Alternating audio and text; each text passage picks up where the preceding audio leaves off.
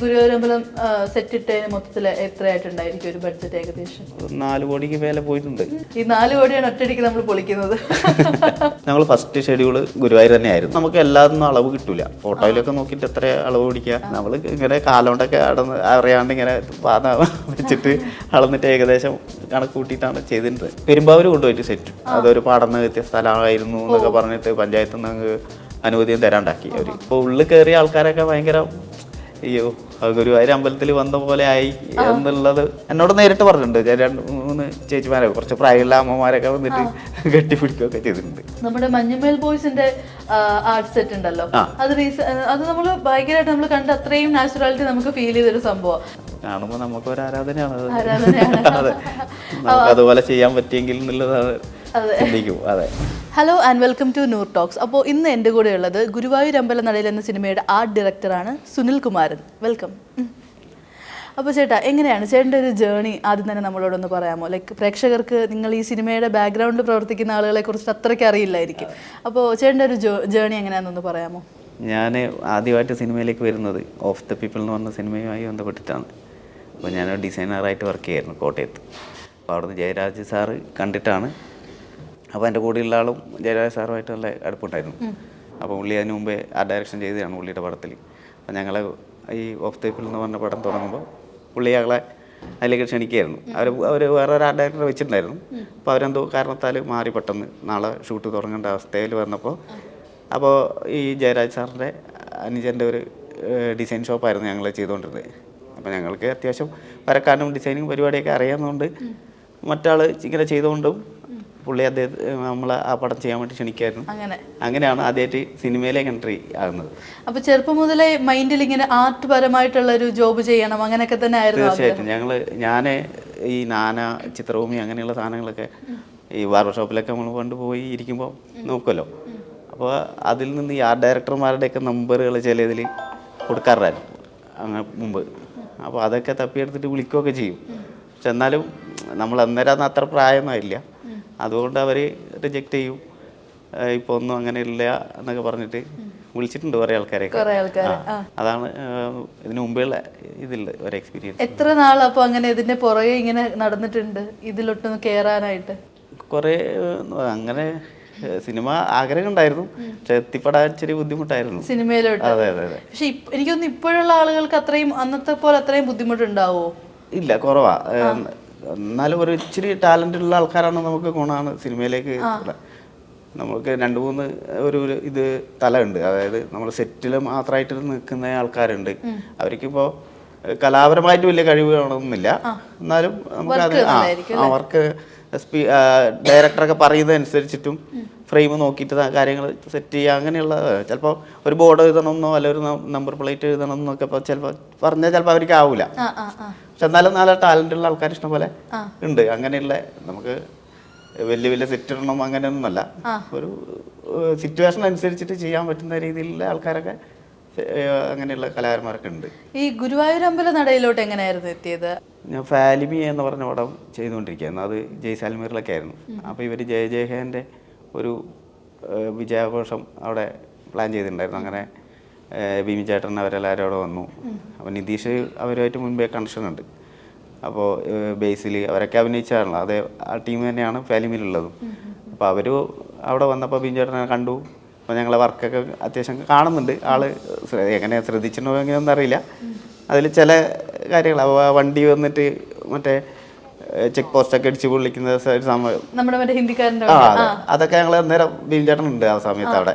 അപ്പൊ നമ്മൾ ഈ ഒരു ആർട്ടിന്റെ ഭാഗമാകുമ്പോൾ നിങ്ങൾ അത്രയും കഷ്ടപ്പെട്ട് ചെയ്യുന്ന പല പല വർക്ക്സും ഉണ്ട്. അപ്പൊ ഈ സിനിമയുടെ ശേഷം ഇത് നമ്മൾ പൊളിച്ചു കളയുന്ന ഒരു സംഭവമാണ്. അപ്പൊ നിങ്ങൾക്ക് നല്ല ഒരു മനസ്സിൽ ഭയങ്കര വിഷമം ഉണ്ടാവാറുണ്ടോ? പക്ഷെ അതിന് നമുക്ക് ഓൾറെഡി റിസൾട്ട് കിട്ടിക്കഴിഞ്ഞല്ലോ, അതിന് ഉണ്ടാവും, വിഷമം ഉണ്ടാവും. എന്നാലും നമുക്ക് സിനിമക്ക് വേണ്ടിയിട്ടാവുന്ന ചെയ്യുന്നുള്ളൊരു ബോധം ഉണ്ടല്ലോ, അപ്പൊ പിന്നെ കുഴപ്പമില്ല. നമ്മൾ ചെയ്തൊരു വർക്ക് നിലനിർത്താൻ പറ്റാത്തൊരു ഫീൽഡ് ഇതല്ലേ ഉള്ളൂ. അപ്പൊ അങ്ങനത്തെ വിഷമങ്ങൾ അല്ലെങ്കിൽ ഇമോഷണലി ഏതെങ്കിലും ഒരു സാധനത്തിനോട് അറ്റാച്ച്ഡ് ഒക്കെ ആയിട്ടുണ്ടോ?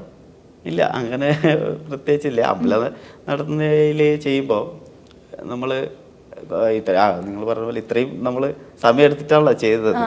അതിനെ നമ്മൾ പെട്ടെന്ന് ഒഴിവാക്കാന്ന് പറയുന്നതും ഈ നിങ്ങൾ വിഷമമുണ്ടെന്ന ഒരു കാര്യം തന്നെയാണ്. പക്ഷെ അത് നമുക്ക് ഉൾക്കൊള്ളണമല്ലോ. നമ്മൾ ഇത്രയും അത് വേറെ ഒരാളെ സ്ഥലം, പിന്നെ അതിന്റെ നിലനിൽപ്പില്ല. അങ്ങനെയാണ് നമ്മളത് ചെയ്യുന്നത്. ഇത്ര നാൾ നിൽക്കണം എന്നുള്ളത് ചിലപ്പോൾ 2 മാസത്തേക്കുള്ള ആയുസിന് വേണ്ടിയിട്ടേ ഉള്ളൂ. അതിനുള്ള മെറ്റീരിയൽ അതിൽ ഉപയോഗിക്കുകയും ചെയ്യുള്ളൂ. നമ്മൾ പല ആളുകളും കാണും, നമ്മൾ ഓരോ സ്ഥലങ്ങളിലൊക്കെ പോകുമ്പോൾ അല്ലെങ്കിൽ ഇങ്ങനെ ഓരോ സ്ഥലത്ത് പോകുമ്പോൾ ഇങ്ങനെ ഓരോ സാധനങ്ങൾ ശേഖരിച്ച് വെക്കുന്ന ആളുകൾ, അതിന്റെ ഒരു മെമ്മറിക്ക് വേണ്ടിയിട്ട്. ചില ആളുകൾ ഓരോ സ്ഥലത്ത് പോകുമ്പോൾ ഈ ഫ്രിഡ്ജ് മാഗ്നറ്റ്സ് ഒക്കെ വാങ്ങുമല്ലോ, ഫ്രിഡ്ജിൽ കൊണ്ട് വെക്കാനൊക്കെ ആയിട്ട്. അതുപോലെ ഏതെങ്കിലും ഓരോ സിനിമയുടെയും ഈ ഒരു വർക്ക് കഴിയുമ്പോൾ എന്തെങ്കിലും സൂക്ഷിച്ചു വെക്കാറൊക്കെ ഉണ്ടോ? ഇല്ല. നമ്മളിപ്പം ഈ ബഡ്ജറ്റ് വൈസ് നോക്കുവാണെങ്കിൽ ഇപ്പൊ നോർമലി നമ്മളൊരു അത് കുറച്ച് പേർക്കൊക്കെ കൺഫ്യൂഷൻ കാണും. നമ്മളിപ്പോ നോർമലി ഒരു വീട് വെക്കുന്ന ഒരു സംഭവത്തിനേക്കാളും ചെലവ് കൂടുതലായിരിക്കുമോ അതോ കുറവായിരിക്കും ഈ ഒരു സെറ്റ് ഇടുന്ന ആ ഒരു ബഡ്ജറ്റ് കൂടുതലും വരാറുണ്ട്. നമ്മള് എന്താ പറയാ, ഈ ഇരുമ്പിലൊക്കെയാണ് നമ്മൾ ചെയ്യുന്നത്. നമ്മളെ വീടിന് ഒരു കട്ടക്ക് ചിലപ്പോൾ അത്രേ ഇതുണ്ടാവുള്ളൂ. പക്ഷേ ഈ നമ്മൾ ഇരുമ്പിലും പ്ലൈവുഡിലും അല്ലെങ്കിൽ സിമെന്റ് ബോർഡ് അതൊക്കെ വെച്ച് ചെയ്യുമ്പോൾ പണിക്കൂലി നമ്മളെ സിനിമയിൽ എടുക്കുന്നതിനേക്കാളും കുറവാണ് ശരിക്കും ഇത് കൊടുക്കുന്നത്. നാട്ടിൽ പണിയെടുക്കുന്ന ആൾക്കാർക്ക് ഇത് സിനിമയിൽ വരുമ്പോൾ നമുക്ക് അതിന്റെ കോസ്റ്റ് കൂടും കുറെയൊക്കെ. അപ്പൊ നമ്മളിപ്പോ ഈ ഗുരുവായൂർ അമ്പല നടയിലിന്റെ കേസിൽ വരികയാണെങ്കിൽ ഇപ്പൊ ഈ ഒരു അമ്പലം സെറ്റ് ഇടുക, ആ ഒരു കേസ് ആദ്യം അറിഞ്ഞ സമയത്ത് ചലഞ്ചിങ് ആയിട്ട് തോന്നിയോ? തീർച്ചയായിട്ടും. അത്രയും വലിയൊരു സെറ്റ് ഫസ്റ്റ് ടൈം ആണോ? അതെ അതെ അതെ. അത്രയും വലിയൊരു സെറ്റപ്പ് അത് വിപിൻ ചേട്ടൻ അതിൽ ക്യാമറമാനുമാണ് ശരിക്കും എന്നെ ഇതിലേക്ക് സെലക്ട് ചെയ്തിട്ടുണ്ടായിരുന്നത്. ഞാൻ പറഞ്ഞല്ലോ, വിപിൻ ചേട്ടൻ അവിടെ വന്നു, നമ്മളെ കണ്ടു. അപ്പോൾ അതിനു മുമ്പേ വരെ ആ ഡയറക്ഷൻ ചെയ്യാന്നുള്ളത് ഇതൊക്കെ ആയിരുന്നു അവർ. അപ്പോൾ പിന്നെ അവർ മാറി. പിന്നെ അവരെ ഈ ഡയറക്ടർ ഭാഗത്തു നിന്നായിരുന്നു ഒരു സജഷൻ ഞാനായിട്ട് ഉണ്ടായത്. അപ്പൊ അങ്ങനെയാണ് ഇതിലേക്ക് വരുന്നത്. ഗുരുവായൂർ അമ്പലത്തിൽ ഓൾറെഡി പോയിട്ടുണ്ടാവുമല്ലോ, അപ്പൊ അതിനുശേഷം വീണ്ടും ഇതിനു വേണ്ടിയിട്ട് പോയപ്പോൾ ഒരു ഫീൽ എങ്ങനെയുണ്ട്? ഞാൻ ഗുരുവായൂര് എനിക്ക് 2-3 പ്രാവശ്യം പോയിട്ടുള്ളൂ. മോൾക്ക് ചോറ് കൊടുക്കാനും അങ്ങനെയുള്ള ആവശ്യത്തിന്, പിന്നെ ശബരിമലക്കൊക്കെ മുമ്പ്, ഇപ്പൊ അല്ല കുറേ കാലമായിട്ട്. അപ്പോൾ 2-3 പ്രാവശ്യം പോയിട്ടുള്ളൂ. അമ്പലനടയിൽ തുടങ്ങുമ്പോൾ ഞങ്ങൾ ഫസ്റ്റ് ഷെഡ്യൂള് ഗുരുവായൂർ തന്നെയായിരുന്നു. അപ്പോൾ പിന്നെ എനിക്കറിയാലോ ഇത് സെറ്റ് ഇടേണ്ട ഒരു ഇതാണ്, ഒരു സ്ഥലമാണെന്ന് പറഞ്ഞപ്പോൾ ഞാൻ എല്ലാ ദിവസവും വൈകുന്നേരം അവിടെ പോകും. പോയിട്ട് ഇങ്ങനെ വെറുതെ കറങ്ങി നടക്കും, അത് നോക്കാൻ എന്തൊക്കെയാണ് ചില ഇത് നമുക്ക് അളവൊന്നും എടുക്കാൻ പറ്റില്ല അവിടെ. ഒരു ടാപ്പ് പിടിച്ചിട്ട് ഇത്രയും ആൾക്കാരുടെ അല്ലെങ്കിൽ സെക്യൂരിറ്റിയും കാര്യങ്ങളൊക്കെ ഉണ്ട്, ഇത് എന്തിനാ അളക്കുന്നത്? ഫോട്ടോഗ്രാഫി ഒക്കെ പറ്റും. അത് നമുക്ക് മൊത്തം എടുക്കണമെങ്കിൽ അവിടെ പെർമിഷൻ എടുത്തിട്ടാണ്. അത് ഞാൻ പെർമിഷൻ എടുത്തിട്ട് ചെയ്തായിരുന്നു. പക്ഷെ എന്നാലും നമുക്ക് എല്ലാതൊന്നും അളവ് കിട്ടൂല. ഫോട്ടോയിലൊക്കെ നോക്കിയിട്ട് എത്ര അളവ് പിടിക്കുക. നമ്മള് ഇങ്ങനെ കാലോണ്ടൊക്കെ അറിയാണ്ട് ഇങ്ങനെ പാത വെച്ചിട്ട് അളന്നിട്ട് ഏകദേശം കണക്ക് കൂട്ടിയിട്ടാണ് ചെയ്തിട്ടുണ്ട്. ഇതിപ്പോഴാണല്ലോ ഇതിന്റെ ഒരു ഫോട്ടോഗ്രാഫി, വീഡിയോഗ്രാഫി, സിനിമ ഷൂട്ടിംഗ് ഒന്നും അവിടെ പറ്റാത്തത്.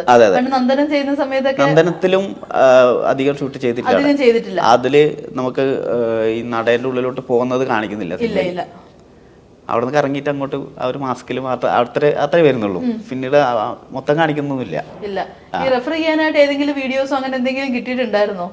ഇല്ല, ഞാൻ അവിടെ പോയിട്ടുള്ള ഇത് തന്നെ എടുത്ത് തന്നെയാണ്, ഫോട്ടോ എടുത്തത് തന്നെ ഉള്ളൂ. അവിടുത്തെ ഫോട്ടോ കൊണ്ട് മൊബൈൽ നിറഞ്ഞു. എത്ര ദിവസം എടുത്തിട്ടുണ്ടായിരുന്നു ഈ ഒരു ഷൂട്ട്, മീൻസ് ഈ ഒരു സെറ്റ് കംപ്ലീറ്റ് ചെയ്യാനായിട്ട്? കംപ്ലീറ്റ് ചെയ്യാൻ എനിക്ക് 40 ദിവസം. അത്ര മതിയായിരുന്നോ? പോരായിരുന്നു. ഞാന് ഒന്നാമത് അതിൻ്റെ ഇടയിൽ മഴയൊക്കെ പെയ്തു. ഞാൻ ഇവരുടെ അടുത്ത് ചോദിച്ചു, കമ്പനിയുടെ അടുത്ത് പറഞ്ഞു എനിക്ക് ഒരു 60 ദിവസങ്ങളുണ്ടെങ്കിൽ സമാധാനത്തിലൊന്ന് തീർക്കാന്നുള്ളത്. പക്ഷെ ഇതില് പൃഥ്വിരാജിന്റെ ഒരു ഡേറ്റും പരിപാടിയൊക്കെ ആയിരുന്നു ഒരു പ്രശ്നം ഉണ്ടായിരുന്നത്. ഉള്ളി എമ്പുരാൻ തുടങ്ങുന്ന സമയത്ത് പോയി കഴിഞ്ഞാൽ പിന്നെ കിട്ടൂല, നമുക്ക് പിന്നെ സെറ്റ് ഇട്ട് വെച്ചിട്ട് പിന്നെ ആള് വരുന്നവർ 2 മാസം വെയിറ്റ് ചെയ്യേണ്ടി വരും. അപ്പൊ നമ്മൾ ആദ്യം സെറ്റ് ഇട്ട് കഴിഞ്ഞിട്ട് ഇന്ന ഡേറ്റിന് തീർക്കണം എന്നുള്ളൊരു ഇതുണ്ടായിരുന്നു. ആ ഡേറ്റ് എന്ന് പറഞ്ഞാൽ എനിക്ക് 40 ദിവസമുണ്ട്. ആ 40 ദിവസത്തിനുള്ളിൽ തീർക്കണം എന്നുള്ള. അങ്ങനെ ഞാനത് പിന്നെ ഇത് പെരുമ്പാവൂര് കൊണ്ടുപോയിട്ട് സെറ്റ് ഇട്ടു. പെരുമ്പാവൂർ അവരൊരു സ്ഥലത്തിന് എനിക്ക് പേര് ഓർമ്മയില്ല. ആ സ്ഥലത്ത് പോയി സെറ്റ് ഇട്ടു. പിന്നെ അതെന്തൊക്കെയോ പ്രശ്നങ്ങളായി. അതൊരു പാടന്ന് എത്തിയ സ്ഥലമായിരുന്നു എന്നൊക്കെ പറഞ്ഞിട്ട് പഞ്ചായത്തിൽ നിന്ന് അനുമതിയും തരാണ്ടാക്കി അവര്. അവിടെ നിന്ന് മാറ്റേണ്ടി വന്നു. മാറ്റേണ്ട വന്ന മാത്രല്ല, ആ സമയത്ത് നമുക്ക് വേറെ സ്ഥലം കിട്ടുക എന്നുള്ളതാണ്. 40 ദിവസമേ ഉള്ളൂ. 40 ദിവസം. 10 ദിവസം. പിന്നെ 30 ഡേയ്സിലെ പിന്നെ അങ്ങനെ തീർന്നു പരിപാടി. കളമശ്ശേരി. അപ്പോ ഈ ഇത്രയും ദിവസത്തിനുള്ളിൽ തീർക്കും വേണം.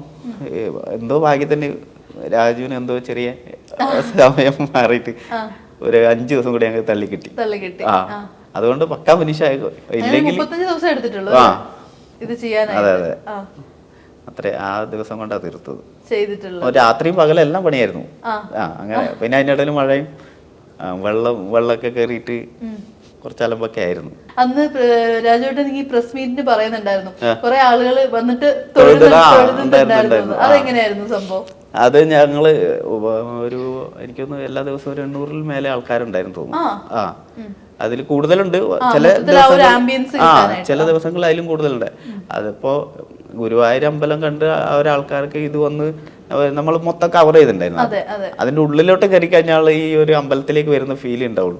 പുറത്തുനിന്ന് നോക്കിയാൽ ശരിക്കും അറിയില്ല എന്താണ് ഇതിനകത്തുള്ളത്. അപ്പൊ ഉള്ളിൽ കയറിയ ആൾക്കാരൊക്കെ ഭയങ്കര അയ്യോ ഗുരുവായൂർ അമ്പലത്തിൽ വന്ന പോലെ ആയി എന്നുള്ളത് എന്നോട് നേരിട്ട് പറഞ്ഞിട്ടുണ്ട്. 2-3 ചേച്ചിമാരൊക്കെ കുറച്ച് പ്രായമുള്ള അമ്മമാരൊക്കെ വന്നിട്ട് കെട്ടിപ്പിടിക്കുകയൊക്കെ ചെയ്തിട്ടുണ്ട്. അവർക്ക് ഭയങ്കര അമ്പലത്തിൽ എന്നോട് പറയും അയ്യോ ഞാൻ ഗുരുവായൂർ അമ്പലത്തിൽ കുറേ നാള് പോയി അവിടെ നിൽക്കണം താമസിച്ചാണ് ആഗ്രഹിച്ചത്. പക്ഷെ എനിക്ക് ദൈവം തന്നതാണ് ഇവിടെ ഒരു ഇത് അവസരം തന്നെയാന്നൊക്കെ പറഞ്ഞിട്ട് അപ്പൊ ഇനി വരാൻ പോകുന്ന വേറെ പ്രോജക്ട്സ് ഒക്കെ ഏതൊക്കെയാ? ഇപ്പൊ ഞാൻ യുണൈറ്റഡ് കിങ്ഡം ഓഫ് കേരള എന്ന് പറഞ്ഞിട്ട് അരുൺ വൈകിന്റെ പടം ഇപ്പൊ നടന്നുകൊണ്ടിരിക്കുന്നത്. പിന്നെ മന്ദാകിനി കഴിഞ്ഞില്ലേ? കഴിഞ്ഞു. അത് 24 റിലീസ്. മന്ദാകിനിയിലും ഇതേപോലെ എന്തായിരുന്നു? അത് കല്യാണ പരിപാടിയാണ്. കല്യാണ സെറ്റ്. മന്ദാകിനിയുടെ നമ്മൾ ഇന്റർവ്യൂ എടുത്തിട്ടുണ്ടായിരുന്നു. അപ്പൊ ഇതുപോലെ പറഞ്ഞു ഡെയിലി ഒരേ അറ്റേറിൽ ഇങ്ങനെ ഒറ്റ ദിവസത്തെ കഥയാ. ഒറ്റ ദിവസം ഒരു കല്യാണ രാത്രിന്റെ കഥയാണ്. അപ്പോൾ അത് പിന്നെ ഒരു വീട്ടിൽ തന്നെയായിരുന്നു കൂടുതലും. അതുകൊണ്ട് എനിക്ക് വലിയ പരിപാടിയൊന്നും ഉണ്ടായില്ല. അപ്പൊ ഇതുവരെ ചെയ്തതിൽ ഏറ്റവും ചലഞ്ചിങ് ഗുരുവായൂർ അമ്പലം തന്നെയാണ്. ഇതിലിപ്പോ നമ്മുടെ ഈ ഗുരുവായൂർ അമ്പലം സെറ്റ് ഇട്ടതിന് മൊത്തത്തിൽ എത്രയായിട്ടുണ്ടായിരിക്കും ഒരു ബഡ്ജറ്റ് ഏകദേശം? ഒരു 4 കോടിക്ക് മേലെ പോയിട്ടുണ്ട്. 4-5 ഇടയിലായിട്ടുണ്ടാവും എനിക്ക് തോന്നുന്നുണ്ട്. ഈ 4 കോടിയാണ് ഒറ്റയടിക്ക് നമ്മൾ പൊളിക്കുന്നത്. നമ്മൾ മൈൻഡിൽ അങ്ങനെ പോകും. അതെ. നമ്മുടെ മഞ്ഞുമേൽ ബോയ്സിന്റെ ആർട്ട് സെറ്റ് ഉണ്ടല്ലോ, അത് നമ്മൾ ഭയങ്കരമായിട്ട് നമ്മൾ കണ്ട അത്രയും നാച്ചുറാലിറ്റി നമുക്ക് ഫീൽ ചെയ്തൊരു സംഭവം. അപ്പോൾ ഒരു ആർട്ട് ഡയറക്ടറിന്റെ വ്യൂ പോയിന്റിലൂടെ അതൊക്കെ കാണുമ്പോഴേക്ക് എന്താ തോന്നുന്നത്? നന്നായി വർക്ക് നല്ലതാണെന്ന് നമുക്ക് തോന്നുമല്ലോ. ഒരു എന്താ പറയാ അവരോട് അവരൊക്കെ നമ്മളെക്കാട്ടി കൂടുതൽ എക്സ്പീരിയൻസും ഒക്കെ ഉള്ള ആൾക്കാരാണ്. കാണുമ്പോൾ നമുക്ക് ഒരു ആരാധനയാണ്. അതെ, നമുക്ക് അതുപോലെ ചെയ്യാൻ പറ്റിയെങ്കിൽ എന്നുള്ളതാണ് ചിന്തിക്കും. അതെ. അപ്പോൾ അതിനകത്ത് ഇങ്ങനെ പറയുന്നുണ്ടായിരുന്നു ഇതിന്റെ ടെമ്പറേച്ചറും എല്ലാം സെറ്റ് ചെയ്തിട്ടുണ്ടായിരുന്നു. കൊടൈക്കനാലിന്റെ ഒരു ഫീൽ വരുത്താനായിട്ട് ഇത്രയും ഡിഗ്രി ടെമ്പറേച്ചർ ആക്കി, അതുപോലെ ഐസ് ഇട്ടിട്ട് മഴ പെയ്യിച്ചു, അങ്ങനെയൊക്കെ സംഭവം. അപ്പൊ നിങ്ങളും ഇതുപോലെ സെറ്റ് ഇടുന്ന സമയത്ത് ഒരു ആംബിയൻസ് കിട്ടാനായിട്ട് ഗുരുവായൂർ അമ്പലത്തിന്റെ സെറ്റ് ഇട്ടതിന് ശേഷം എന്തൊക്കെയായിരുന്നു വേറെ അതിലായിട്ട് കൊണ്ടുവന്നത്? അതില് ഒന്നുമില്ല. അത് കാരണം നമ്മൾക്ക് അങ്ങനെ ആംബിയൻസ് കൊണ്ടുവരാന്നുള്ളത് നമ്മൾ ചെറിയ ചെറിയ പരിപാടിയൊക്കെ അതെങ്കിലും ഇപ്പൊ ഒരു കള്ളുഷാപ്പാണെങ്കിൽ ഇച്ചിരി കള്ളൊക്കെ വെച്ചിട്ട് അവര് മണം ഉണ്ടാക്കിയെടുക്കാന്നല്ല. അല്ല, ഹോസ്പിറ്റലാണെങ്കിൽ കൂടി അത് നമ്മൾ സെറ്റിട്ട് കഴിഞ്ഞാൽ അതിലേക്ക് നമ്മളെ ഒഴിക്കുന്ന എന്തായാലും പറയാ ഒരു മരുന്നുണ്ടല്ലോ ക്ലീൻ ചെയ്യുമ്പോ അതിന്റെ ഒക്കെ ഒരു മണമൊക്കെ ഉണ്ടാക്കാൻ വേണ്ടിട്ട് സെറ്റാക്കി കൊടുക്കാറുണ്ട്. അപ്പൊ അമ്പലത്തിൽ ഇതേപോലെ ഈ കർപ്പൂരത്തിന്റെ അങ്ങനത്തെ സെറ്റപ്പ് ഒക്കെ അതുകൊണ്ട് അവിടെ ഓൾറെഡി കത്തിച്ച് ചന്ദനത്തിരിയൊക്കെ കത്തിച്ച് വെച്ചിട്ടുണ്ടായിരുന്നു. പിന്നെന്ന് വെച്ചാൽ എല്ലാ സമയത്തും രാവിലെ മുതൽ വൈകിട്ട് വരെ ഏത് ഷൂട്ടല്ലേ, അപ്പൊ അതിന്റെ ആവശ്യമില്ലാന്ന് എനിക്ക് തോന്നുന്നത്. എന്നാലും നമ്മൾ ചെയ്തിട്ടുണ്ടായിരുന്നു അതൊക്കെ. അപ്പൊ ഇനിയും ഒരുപാട് നല്ല നല്ല വർക്ക്സ് വരട്ടെ. വരുന്ന വർക്ക്സ് എല്ലാം സക്സസ് ആവട്ടെ. ഗുരുവായൂർ അമ്പലം നടയിൽ ഓൾസോ എല്ലാം അടിപൊളിയായിട്ട് എല്ലാം പറയും എങ്ങനെയുണ്ടാവും. അപ്പൊ എന്തായാലും എല്ലാത്തിനും all the best. Okay, thank you.